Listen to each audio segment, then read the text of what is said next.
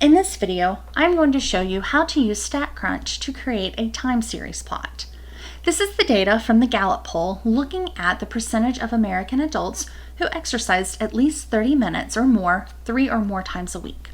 So you have your data here, and we have year data, but we're not actually going to use that because StatCrunch has it programmed to count with different years, months, days, however your data is. We really just need to worry about the percentage. So here we'll go to Graph and scroll down to this index time plot. Both an index plot that we won't cover in this class and a time plot behave in a similar way. So I am interested in looking at how the percentage is changing, and I want to create this as a time plot.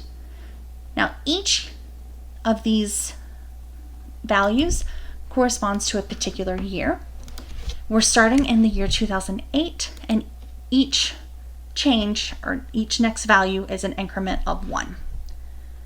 So then we scroll down and we hit compute, and we see our time plot. Now there's a few things that I'm not crazy about with the automatic way that StatCrunch did this. One, I do like to have dots.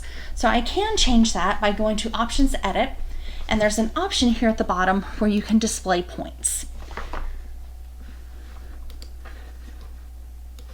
And so now I have my points. But another thing that I'm not crazy about is the way that we only start our y-axis here at about 49%.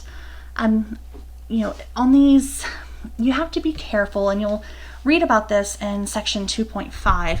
But these graphs can be misleading sometimes when they start at a value other than 0. It's going to show these changes from year to year, and it's going to make them look extreme. But you'll notice that the smallest value is 49 point something, and the highest value is 53. And that's not a huge change from year to year.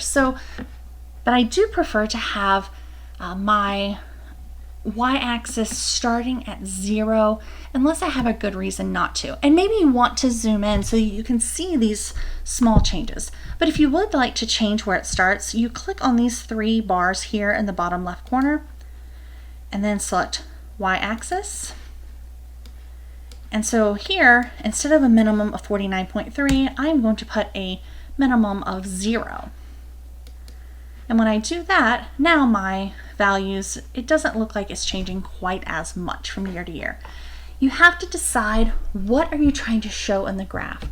Are you trying to show that it's remained relatively constant over the years, or do you want that graph to start the y-axis at that 49.3 so that you can see changes from year to year and really get an idea of what those changes look like, keeping in mind that this y-axis can lead you to believe that the changes are bigger than they actually are.